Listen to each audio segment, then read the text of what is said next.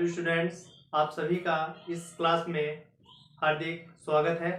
तो मैं आज के इस क्लास में आपको लवण क्या होता है, लवण कितने प्रकार का होता है, इसकी पहचान कैसे करेंगे हम, या फिर अगर हमारा प्रबल क्षार है, प्रबल अम्ल है, इनसे जो लवण प्राप्त होगा वो कैसा होगा, अम्लीय होगा या क्षारीय होगा या द्वितीय लवण होगा या मिश्रित है या संकर है। मैं इन सभी के बारे में आज के इस क्लास में मैं बताने वाला हूं, और इसका पीएच मान कितना होता है लवण का, आज के इस क्लास में मैं आपको बताऊंगा।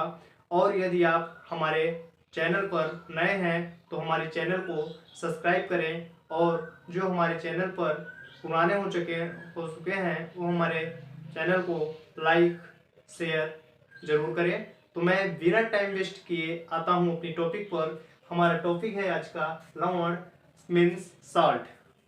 सॉल्ट से पहले हम जानेंगे अम्ल और क्षार। अम्ल क्या होता है, क्षार क्या होता है। अम्ल वे पदार्थ होते हैं जो जलीय विलयन में आयनित होकर हाइड्रोजन आयन देते हैं। मीन्स अम्ल is equal to hydrogen positive ion and क्षार इज इक्वल टू होता है OH माइनस आयन। ठीक है, तो लवण का जैसा कि डिफिनीशन मैंने यहाँ पे नोट कर दिया हूँ, अम्ल और क्षार के अभिक्रिया के फलस्वरूप जो प्राप्त होता है वो लवण होता है। ठीक है, तो और इस अभिक्रिया को हम कहते हैं उदासीनीकरण अभिक्रिया। अब इसको हम एक रिएक्शन के तौर पर समझते हैं। हमारा रिएक्शन है, मान लेते हैं ये अम्ल है प्लस क्षार है। अम्ल और क्षार आपस में क्रिया करके लवण और जल का निर्माण करते हैं। ठीक है, अगर ये हमारा अम्ल है और क्षार है, अगर हम अम्ल और क्षार को आपस में क्रिएट कर रहे हैं या कंबाइन कर रहे हैं तो उससे हमें लवण और जल प्राप्त होता है। हम एक एग्जाम्पल के तौर पर देखते हैं। अम्ल मीन्स लेते हैं HCl और क्षार ले लेते हैं NaOH। हमें प्राप्त होता है लवण NaCl प्लस H2O। NaCl हमारा लवण है। जब एक प्रबल अम्ल और प्रबल क्षार आपस में अभिक्रिया करता है तो हमें लवण प्राप्त होता है और उसके साथ साथ जल प्राप्त होता है। ठीक है, अब हम आते हैं लवण के प्रकार, टाइप्स ऑफ सॉल्ट। ठीक है, तो इनके प्रॉपर्टीज के आधार पर इन्हें 6 भागों में बांटा गया है, जिसमें से फर्स्ट नंबर है सामान्य लवण।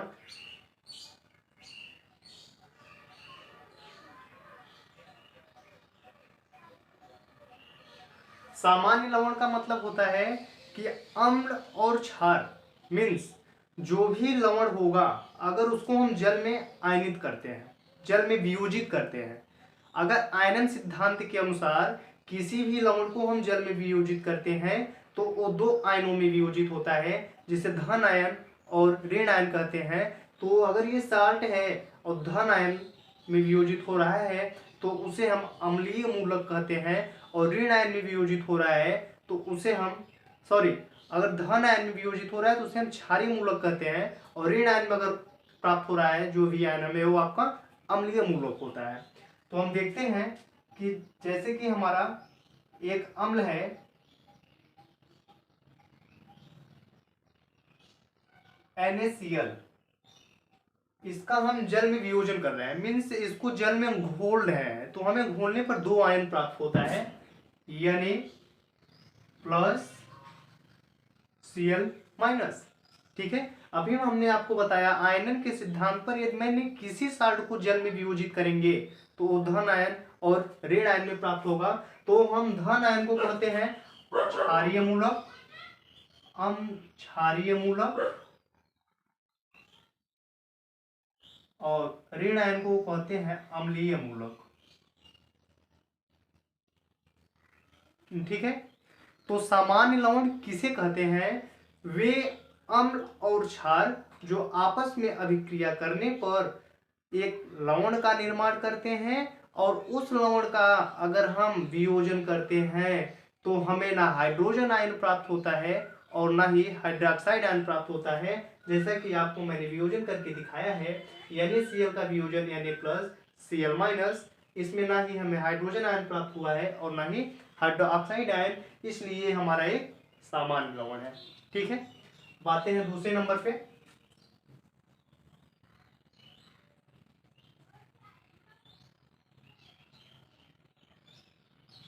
अम्लीय लवण। अम्लीय लवण क्या होता है? जब अम्ल और क्षार आपस में अभिक्रिया करके लवण का निर्माण करते हैं और साथ ही साथ एक हाइड्रोजन आयन भी देते हैं, अर्थात अम्ल और क्षार आपस में अभिक्रिया करेंगे तो एक लवण प्राप्त होता है। उस लवण को अगर हम वियोजित करेंगे तो धन आयन और ऋण आयन तो प्राप्त ही होगा, साथ ही साथ एक हाइड्रोजन आयन भी प्राप्त होता है। तो जिस लवण का वियोजन करने पर धन आयन और ऋण आयन के साथ साथ एक हाइड्रोजन आयन भी प्राप्त होता है, उन्हें हम कहते हैं अम्लीय लवण। For examples NaHCO3, sodium bicarbonate को अगर हम वियोजित करते हैं तो हमें प्राप्त होता है Na+CO3 negative ion plus hydrogen ion. ठीक, धन आयन और ऋण आयन के अतिरिक्त हमें एक हाइड्रोजन आयन प्राप्त हुआ, इसलिए हमारा ये क्या है? एक अम्लीय लवण है। अब हम आते हैं अपने क्षारीय लवण पे।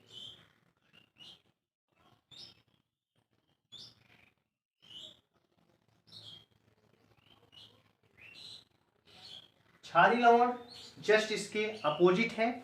अम्ल और क्षार के अभिक्रिया के फलस्वरूप हमें लवण और जल प्राप्त होता है। ठीक है, लवण को अगर हम वियोजित करते हैं तो धन आयन और ऋण आयन के अतिरिक्त एक हाइड्रोक्सिल आयन प्राप्त होता है, मीन्स OH आयन प्राप्त होता है।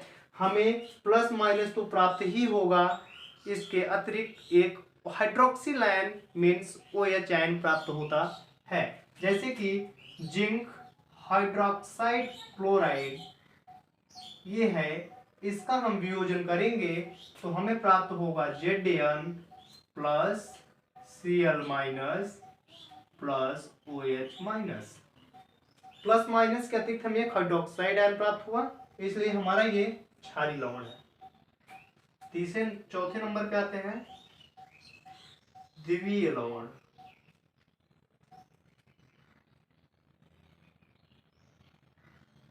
ये हमारा है द्वितीय लवण, का मतलब है कि दो सामान्य लवण।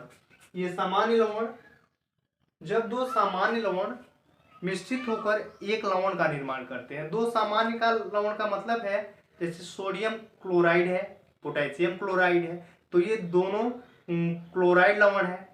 अगर सल्फेट है, पोटेशियम सल्फेट है, एल्यूमिनियम सल्फेट है, तो दोनों सल्फेट लवण है। तो दो एक ही प्रकार के सामान्य लवणों से मिलकर बने लवण को द्वितीय लवण कहते हैं। एग्जाम्पल K2SO4 प्लस Al2SO4 का whole thrice plus 24H2O is equal to मुझे प्राप्त होता है फिटकिरी। हम यहाँ लिख देते हैं, उधर जगह कम है। K2SO4 डॉट Al2SO4 का होल थ्राइस डॉट 24H2O। अब एक चीज आती है कि क्रिस्टलन जल क्या होता है। तो किसी लवण में उपस्थित जल के अणुओं की संख्या को क्रिस्टलन जल कहते हैं। जैसा कि ये हमारा एक द्वितीय लवण है, इसमें जल के 24 अणु उपस्थित हैं, तो इस प्रकार के जल को हम कहते हैं क्रिस्टलन जल। ठीक है, उम्मीद करता हूं कि आपको द्वितीय लवण, क्षारीय लवण, अम्लीय लवण और सामान्य लवण समझ में आ गया होगा। हम आते हैं मिश्रित लवण में। 5 नंबर है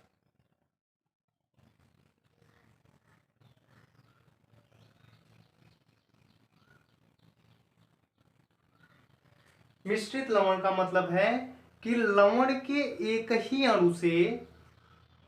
अणु में दो या दो से अधिक अम्लीय मूलक अथवा क्षारीय मूलक जुड़े होते हैं, उन्हें हम मिश्रित लवण कहते हैं। एक ही अणु का मतलब, अगर हम एग्जाम्पल के तौर पे लें ब्लीचिंग पाउडर, और इसका अगर हम वियोजन कराते हैं तो हमें प्राप्त होता है Ca double positive plus OCl minus plus Cl minus.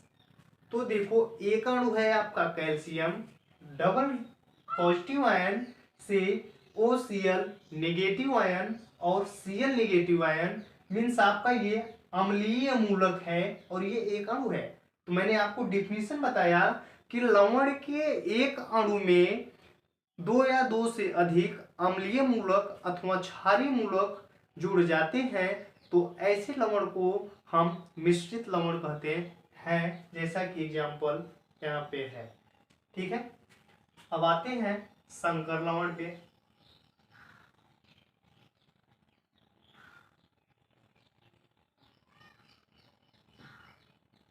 संकर लवण जो होता है द्विवीय लवण के समान ही होता है, बट अगर हम इसका वियोजन करते हैं तो हमें एक सरल आयन प्राप्त होता है और एक जटिल आयन प्राप्त होता है। तो जो जटिल आयन प्राप्त होता है उसे हम संकर आयन या जटिल आयन भी कहते हैं। जैसे कि यहाँ पे K4 FeCN6 means potassium ferrocyanide. अगर हम पोटेशियम फेरोसाइनाइड को जल में वियोजित करते हैं, इसका आयनन करते हैं, तो हमें प्राप्त होता है K4 धन ion plus FeCN6 4 negative. Means ये हमारा जटिल आयन है और ये सरल आयन है। तो इस जटिल आयन को हम संकर आयन भी कहते हैं। उम्मीद करता हूं कि आपको लवण समझ में आ गया होगा। तो हम एक इम्पोर्टेंट टॉपिक है पीएच मान, लवण का पीएच मान कैसे होगा। तो मैं बहुत ही इम्पोर्टेंट टॉपिक बताने वाला हूं, जैसा कि SSC, railway, group D, ERT, ठीक है, एग्जाम्स में पूछे जाते हैं लवण से रिलेटेड यही टॉपिक जो मैं बताने वाला हूं। अगर प्रबल अम्ल है और प्रबल क्षार है, प्रबल अम्ल प्रबल क्षार के अभिक्रिया के फलस्वरूप जो लवण प्राप्त होता है उसका पीएच मान 7 होता है। ठीक है, अगर प्रबल अम्ल है, दुर्बल क्षार है, उससे जो लवण प्राप्त होगा उसका पीएच मान 7 से कम होता है, अर्थात अम्लीय होता है, अम्लीय प्रकृति का लवण होता है। अगर एक दुर्बल अम्ल है, प्रबल क्षार है, तो उसका पीएच मान 7 से अधिक होगा, मीन्स वह क्या होगा, क्षारीय प्रकृति का होगा। अगर दुर्बल अम्ल दुर्बल क्षार है तो उससे जो लवण हमारा प्राप्त हो रहा है वो पीएच मान उसका 7 होगा। तो इसे हम एक शॉर्ट कट में दिखा देते हैं। यहाँ पे अगर आपका स्ट्रॉन्ग एसिड और स्ट्रॉन्ग बेस है तो उस लवण का पीएच मान होता है 7।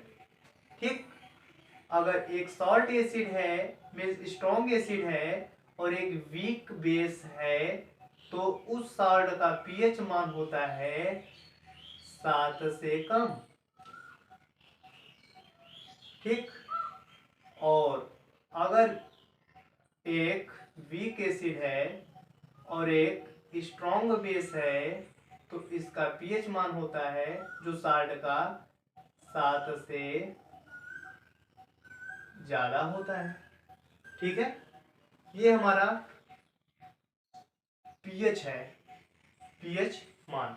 ठीक है, तो दोस्तों मैं उम्मीद करता हूं कि आपको लवण क्या होता है, कितने प्रकार का होता है, इनका पीएच मान किन किन कंडीशन में क्या क्या होगा, ठीक है, आपको समझ में आ गया होगा।